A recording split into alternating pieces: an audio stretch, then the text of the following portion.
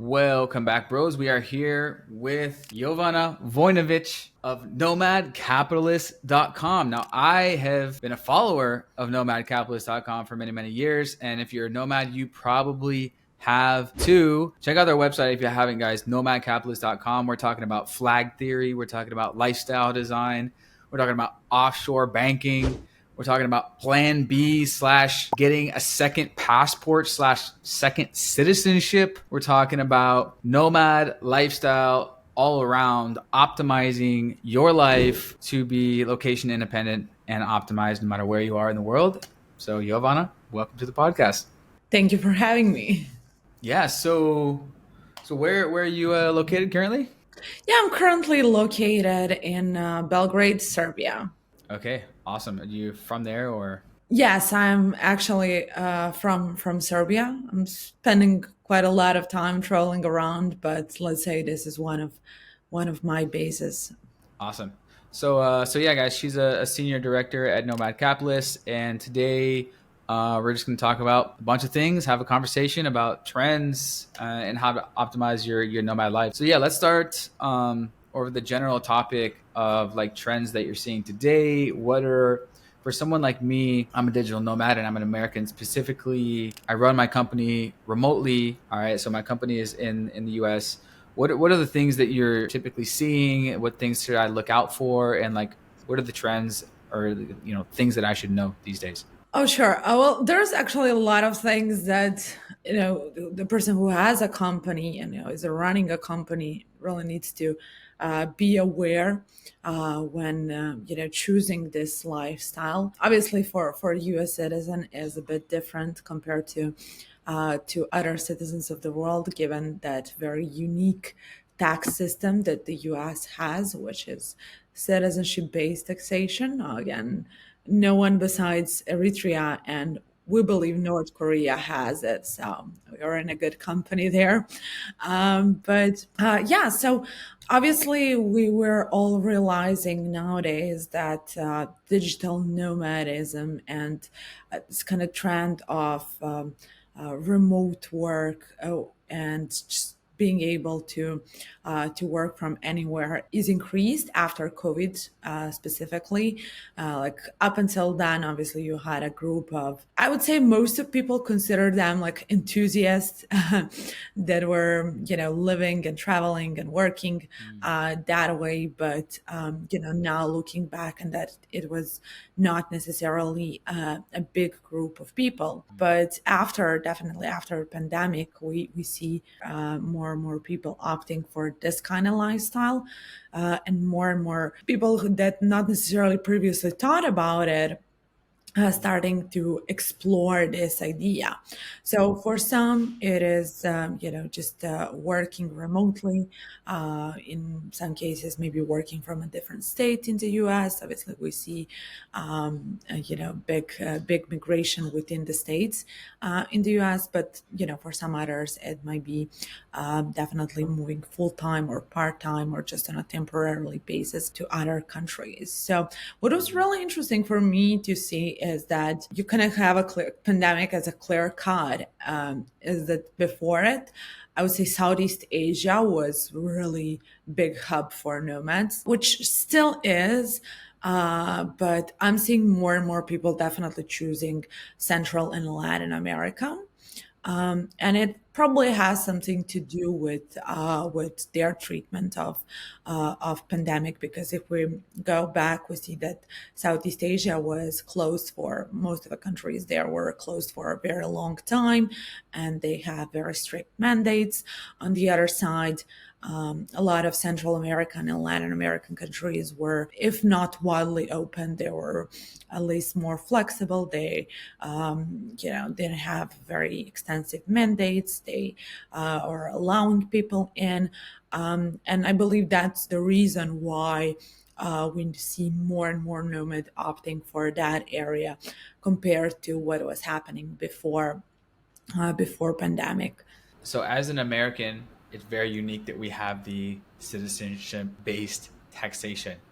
And so for people that don't know, what is this second passport thing? and why would someone want to get a second passport specifically as an American? And does that usually come along with renouncing your US citizenship?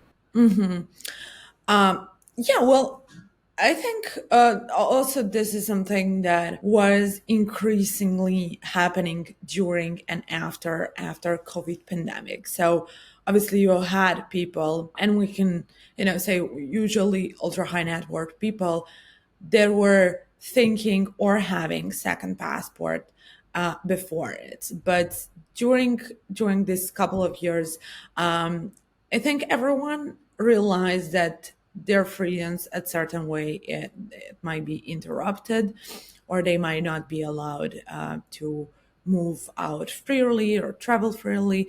So I think many people realize that this, or having a second passport or a second residence, is not just a rich kid's game, right? So there are different ways to get a second passport, and really prepare yourself for anything that might come up in the future, and really make sure that you do have travel freedom, if nothing, that at a moment where you maybe disagree with certain policies, you can leave, or obviously, in terms, if we're speaking just about traveling the world, that you do have access to more countries, and that you have access to more opportunities. It might sound weird. I know US citizens usually have a very centralistic views on U.S. passport in the world, and they really do think that they're always treated amazingly in every single country, but it might not necessarily always be the case, right? As a U.S. citizen, let's say, you might not necessarily have an access to certain diversification opportunities, certain banking opportunities, certain investment opportunities, again, which kind of checks all the boxes when you're speaking really about diversification. So not only that it gives you kind of travel freedom, but just having a citizenship of a different country definitely means more opportunities for you and your wealth. So again, some citizens in other countries in the world are definitely treated best, so better than the US. So when we're looking, and I'm not speaking here about like, Iraq, Iran, Afghanistan, blacklisted countries where you kind of cannot get in. So, having a second passport will allow you to get in those countries. I'm not speaking about that. So even if you're looking into, let's say, something that is kind of very prestige, like having a bank account in Switzerland, US citizens have a lot of difficulties there, and they don't have same options as other citizens to invest in. And there are obviously lots of different restrictions. And this is pretty much the similar thing in other countries, right? So just if we're kind of comparing that kind of access, let's say I have a Serbian passport, which, if you're looking at visa-free traveling, US is better, right? But if I go to Swiss bank and you go to Swiss bank, and let's say we have the same amount of money on our accounts and we're coming from the same business background, I will have a more preferential treatment than you do. And I will probably be allowed to open a bank account and do different kind of investment, while you will probably be rejected, right? So it is also connected to kind of having the access to different opportunities. And what we're doing here is, we usually are looking into kind of building a passport portfolio or different immigration options that are very well complementary with each other, right?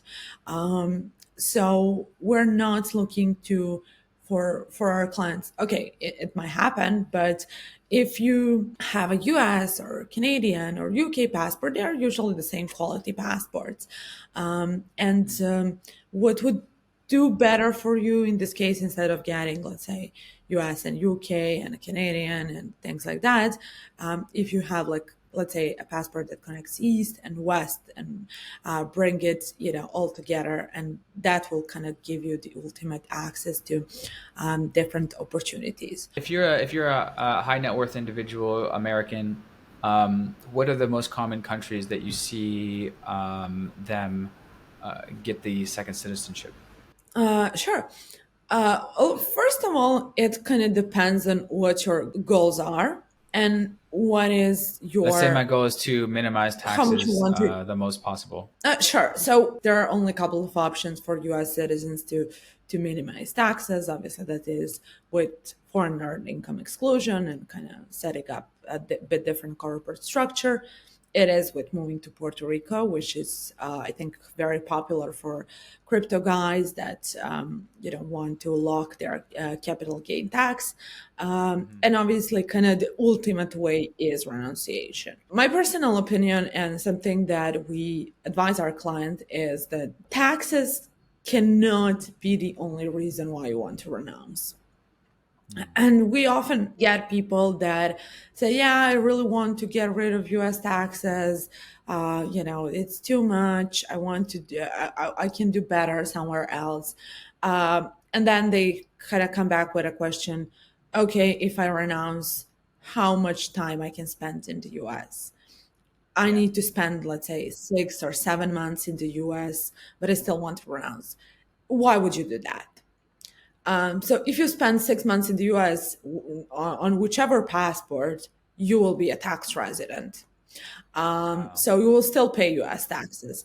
So So if you're why there for would six you? months or more, you have to pay U.S. taxes. Yeah, so foreigners do who spend more than that do have to, or there are different closer connection tests that also can trigger U.S. taxes. So why would you renounce your citizenship? Obviously, first of all, obtain a second or whatever number passport. Um, you know, Renounce, go through that so that you can again fall into U.S. tax bracket. Or even people that sometimes say, okay, well, I don't have a need to spend. I might occasionally get back, but I want to do that because of taxes. There is likely, possibility of you regretting it at some moment is really high, because down the line, you might have a need to go back. You might not necessarily be allowed, right? If you have a passport that needs to go through visa process for the US, you might be rejected. That's something that, before you even go through a renunciation process, you need to be aware. Like, are you okay with that you might not be able to get back? And if Mhm. so, then fine. But if there is any doubt, sit through it, think about it. Let's look into different ways. We also have a lot of people that come in. Obviously, they heard we do speak about it. A lot other people speak about it. Um, they heard it sounds nice to some people, but then there's this kind of whole emotional element in that, so it's better to really think it through, and in the meantime, check other countries, see if you feel better somewhere else, really kind of explore the world. And of course, if your renunciation is still what you want to do, then yes. But we had a very interesting couple back then, who was really traveling very, very limited during their lifetime. So they only visited a couple of places around the world. And they were certain that they do want to renounce, which is something in this case we did not recommend, just because they had some, they haven't seen the world, they haven't seen what it's like to live in other countries. So it's a big drastic step from spending almost your whole life in one country, to kind of completely relocating somewhere else or to multiple places, cutting all connections with that country. It is a drastic step and it needs to be considered as such. Obviously, there are people who are very well ready to do so. As I said, we see a lot of people doing it not necessarily for tax reason as a first reason, but really because they disagree with certain policies, disagree what is it to be American nowadays. So they are doing it more as a patriotic Yeah, a act. philosophical Yeah, reason. but Is it like is it quite, let's say I renounce and I go get UK citizenship. I leave my UK citizenship. Is it possible 20 years later to get US citizenship again? well, theoretically, it's possible. Does not happen in practice. Oh, so So you okay. would have to go through the whole naturalization procedure, like Yeah, to get back to the U.S., got it. leave, and then And wait to so be other than naturalized. tax, other than citizenship, what are the most common things you see high net worth individuals, Americans do to minimize taxes? Well, citizenship, this is a common misconception. Just by having a second citizenship, you cannot immediately renounce. You cannot immediately reduce your taxes. And I see people thinking in that direction. Okay, if I get, a second citizenship from a zero tax country, let's say some of the Caribbean countries, yeah, I'm good to go. I just move there and I don't pay any taxes and I'm good to go. So Hmm. it's really not like that, obviously. But what are the other things that they are doing? Yeah. Uh, I think they're very big on diversification now. This is kind of focal point, especially given all the events that were happening in recent days, like bank collapse, skyrocket inflation in a lot of countries. So U.S. thinks 6% inflation is an issue. Go to Hmm. Venezuela or Turkey. Hmm. So they're really thinking about best ways to diversify their assets. And obviously ensuring that kind of wealth is protected with, different corporate setups and trusts. So that would be a big thing. What I'm also seeing is very interesting. We kind of have this inherited attitude that a lot of people who are in the IT industry, especially, are looking for to go to Silicon Valley and really building their businesses there. It seems that Dubai is now really becoming a really big on IT industry. A lot of companies, they're big, very well known companies, are now incorporated there. One of the reasons why is that is just because you have such easier way to attract talents. So they don't have to worry about how will they, hire top talents in Dubai. You can just bring them in very easily. 10 days procedure, couple signatures. That's it. Compared to rules in the U.S. where you're, let's say, kind of limited on hiring in the U.S. So see a lot of people now willing to expand that pool of talents by incorporating and setting up businesses in more friendlier jurisdiction. Hmm. So yeah, that has also been kind of a big trend in the last couple of years. Gotcha. What is a golden visa? I see that next to investment in immigration. Sure. So, golden visa programs are immigration programs that are kind of a bit special in terms of the access that they give you. It is commonly referred to European Union programs that will give you temporary or permanent residence in some cases, where basically, by becoming a resident of EU, you kind of do have of one EU country, you do have access to different ones. So obviously, citizenship is possible down the road. Ability to, physical presence requirement might be different. In some cases, it is not required at all. In some cases, it is. So why those kind of programs are good?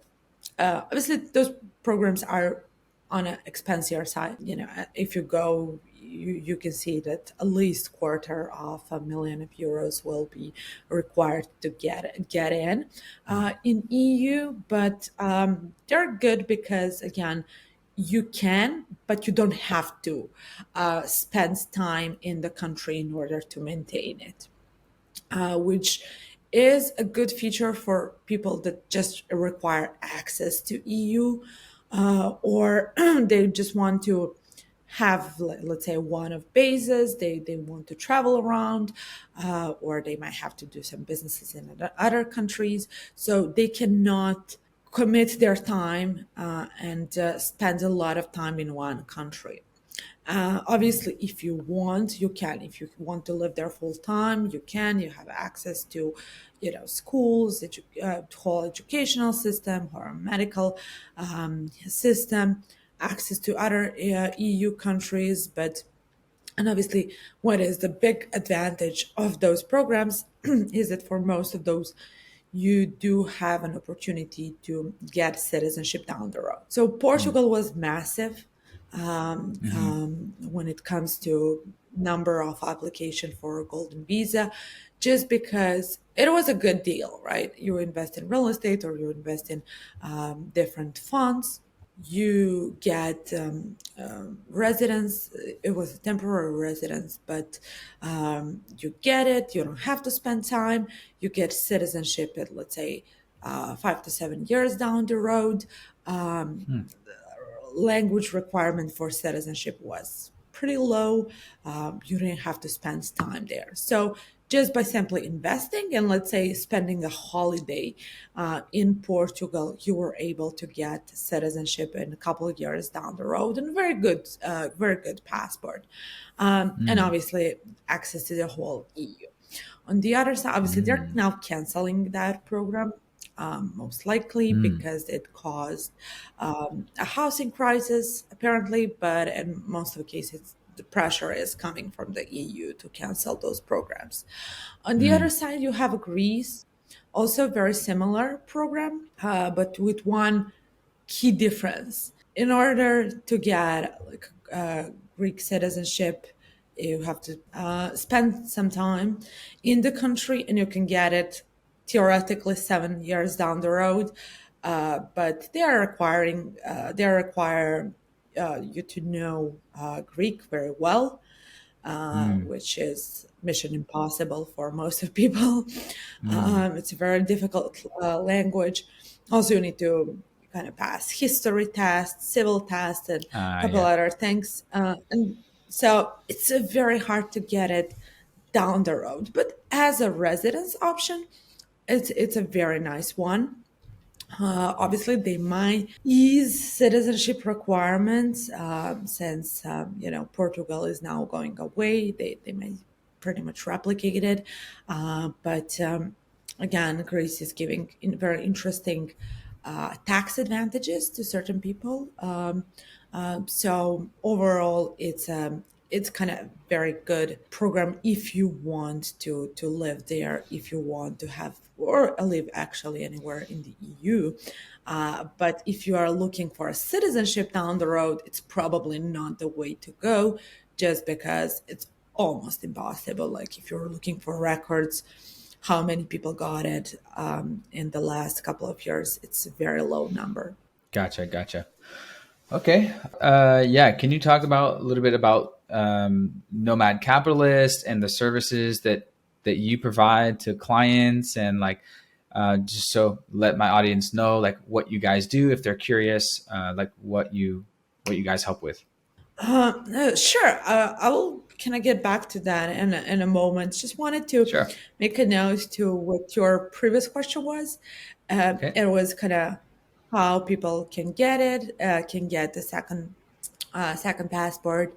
I mean, as I said, it's no longer considered as a rich kids game, just Hmm. because you have so many options. And what most of U.S. citizens do not realize is that they most likely have or have an ability to apply for a second citizenship without knowing.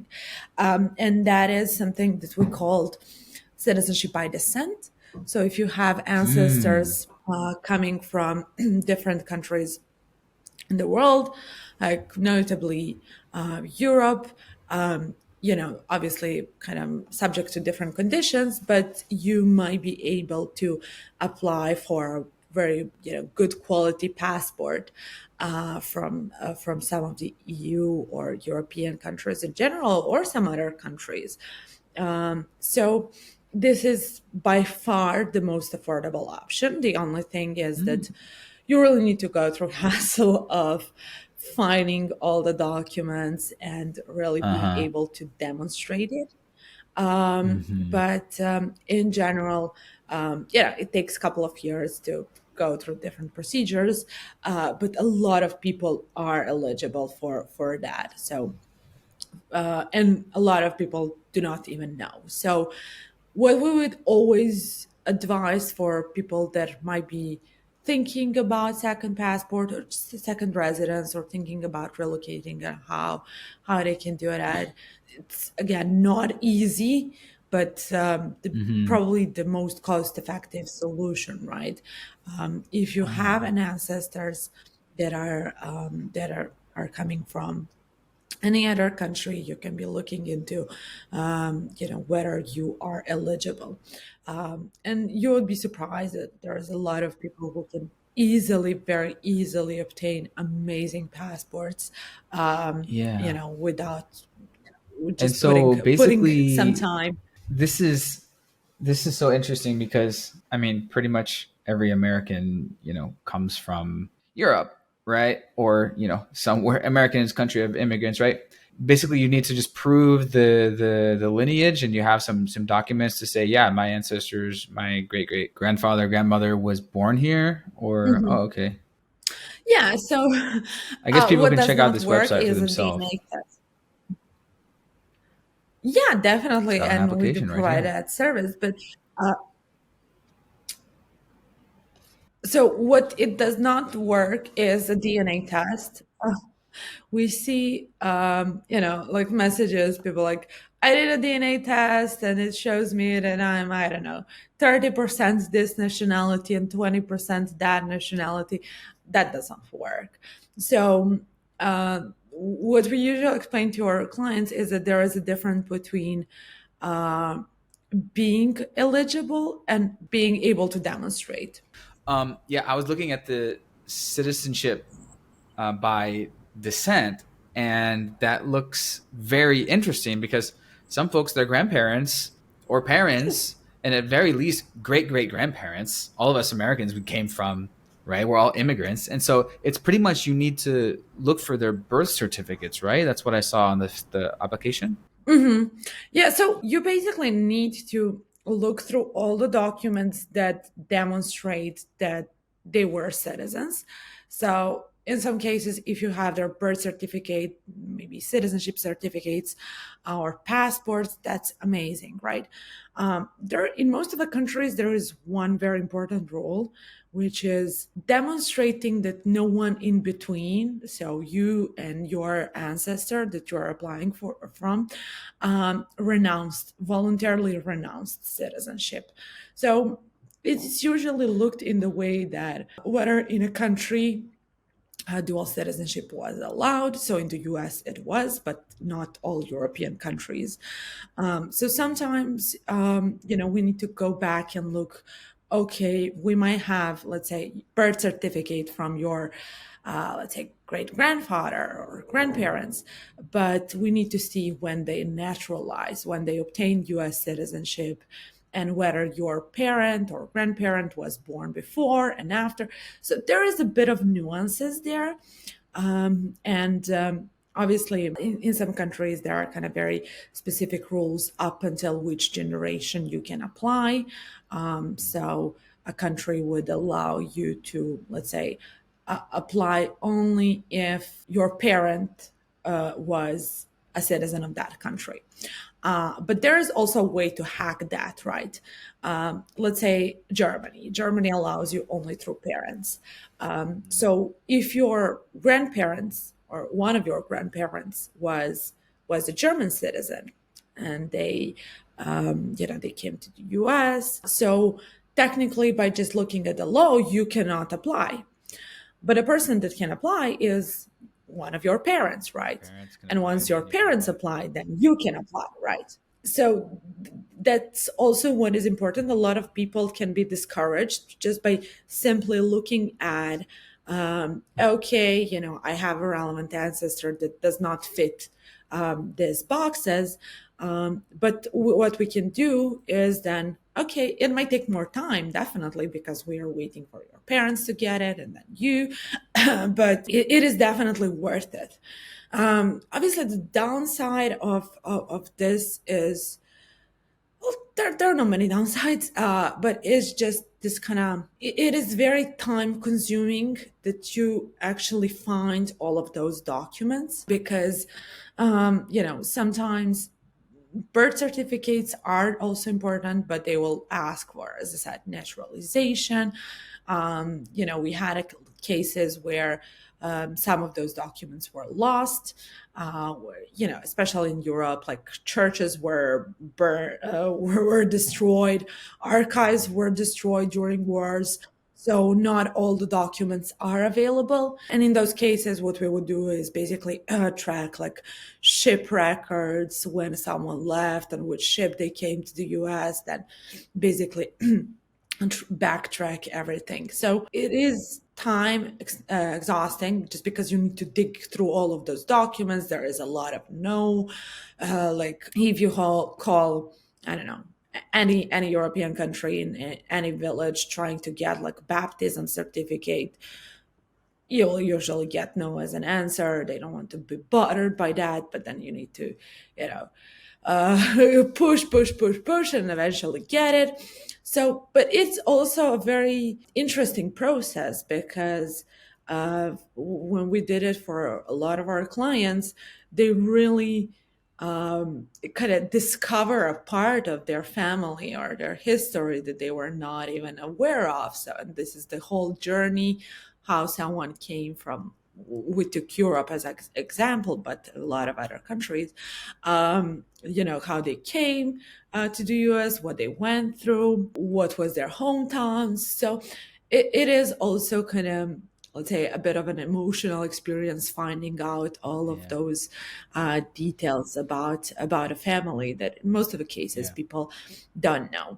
My sister Mhm. did the ancestry, or first she did the DNA test, and then that connects to ancestry or whatever, and then it's like, oh, boom, UK, London. Like I know that as of last year. And so for the UK, for example, is it parents only, or do you know? For UK, if I'm not mistaken, it is through grandparents.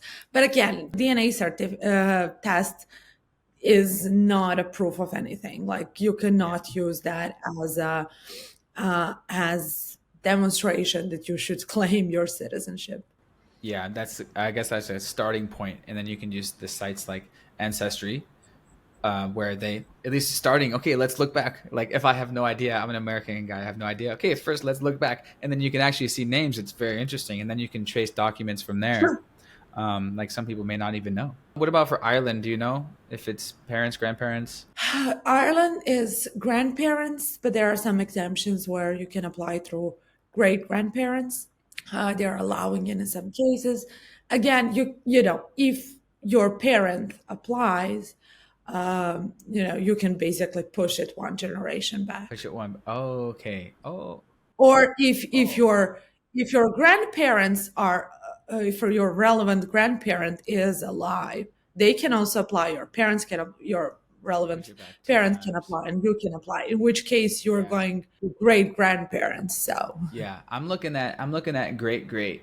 Yeah, family's been in America pretty, but I'm just thinking about my mom's side, for example. Like I haven't even done the DNA like whole trace on my dad's side. So now you have, when you're talking about great great great, you have like 16 of them. So it's yeah. a lot of places to look. It could be many countries. Yeah, but you mentioned Ireland great grandparents. In this case, your mom will need to apply first. Yeah, no, no. I'm great great grandparents would be potentially living in from Ireland. Mm-hmm. So I Okay. gotta push it back at least one or two. Yeah, Yeah. yeah, Yeah, it's a very interesting journey. I think, in some cases, again, you might get the answer, obviously, that you're not eligible, depending on the documents, or they might ask for some documents that you cannot obtain. Uh, but in any case, it's kind of very interesting just journey to trace it back and yeah, see what you can get. And also, some countries do have like ancestral visa, like residence program. UK has it, where basically they say, yeah, look, your lineage is too far. We cannot grant you citizenship, but we will give you a residence permit, and you can, stay in the UK if you want, and you don't have to, but this is, kind of get as a substitute because lineage is too far. gotcha. If I were to choose Ireland or UK in terms of passport overall, best passport, which one would you tell me to choose? Well, probably it would probably be Ireland. Hmm. Good. That's what I was thinking too. I'm going to apply here on the website. And if you're listening this far, definitely subscribe to the podcast, like the video. If you got some value, please leave a comment. Follow Nomad Capitalist, check them out, their website. You can check out the application on their website where you can, I'm doing it right now. Just click on services and then citizenship by descent. Yeah, we also have a YouTube channel where we're speaking about a lot of these things. So you may get a lot of kind of free information there also. Awesome, awesome. Yeah, anything else you want to share with everyone? Tips or specific services that you offer, nowadays that you think might be useful. Sure. So what we're doing is pretty much looking through the situations of our clients very from a kind of very holistic element. As I said, like whether you're deciding to do certain things because of lifestyle or taxes, there is it's not always easy simply as just put your suitcases in a plane and move, right? There is a lot of aspects that should be looked into, like especially if you're a business owner, like where your business is. Can you trigger certain rules, like permanent establishment rules in certain countries that will make your company be taxed there? And a lot of different things are part of it. Obviously, for people that are looking into uh, obtaining a second residence or citizenship, kind of having increasing their global mobility. We're looking into what are the best ways. And as I said, kind of first instinct for most of the people is they heard that certain countries so-called sell their passports, right? And you're Hmm. just immediately thinking, oh, I need to buy one of that. I might not be, I'm not be dedicated to give that amount of money to this. But there are different ways, right? So citizenship by descent is one of those, and I strongly encourage everyone who has that opportunity to pursue that. Again, it might be a more time consuming, but it's definitely worth it at the end. Um, Obviously, it Hmm. might be you can get a citizenship through naturalization in some countries. There are countries that are very straightforward when it comes to immigration. Like the only thing you need is to pretty much demonstrate that you earn some money abroad. Those are usually not big sums, and you get residence, you can get citizenship a couple of years down the road if you spend some time. On the other side, there are those, as we mentioned, European Union countries that do require a larger investment, but Hmm. it's not the only option, right? Like we're looking, Portugal does have an option. We spoke about Portugal, where it is, 500,000 slightly less in some programs, but let's say €500,000 in investment. But you also can get Portuguese residence with demonstrating that you have like 8,000 euros annual income, right? Which many people do qualify for.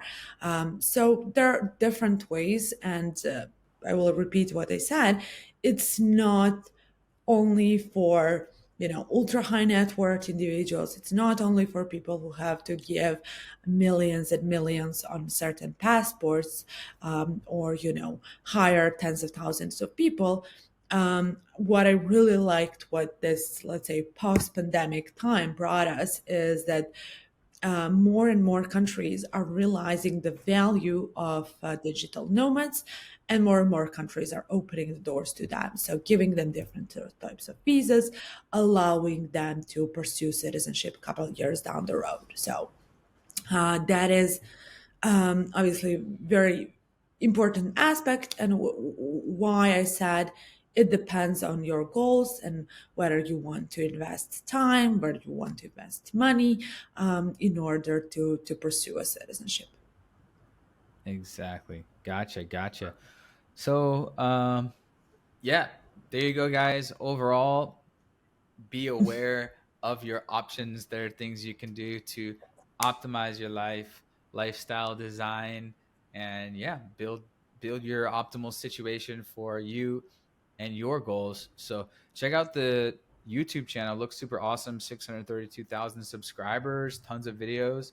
And so you guys can check that out. Link will be below, or just search Nomad Capitalist on YouTube. And so, Jovana, thanks for the your time and all the knowledge. That was really interesting stuff.